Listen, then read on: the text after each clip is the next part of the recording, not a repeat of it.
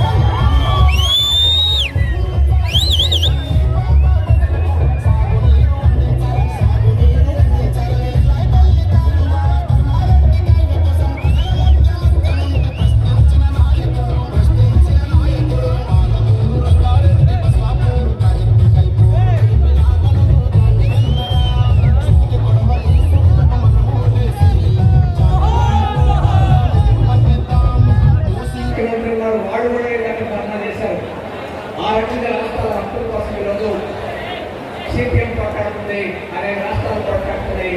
రాష్ట్రాలను పూర్తిగా ధ్వంసం చేసి ఈరోజు రాష్ట్రాల మున్సిపాలిటీ స్థాయిలో రాష్ట్రంలో ప్రజల కోసం వేస్తున్నారు.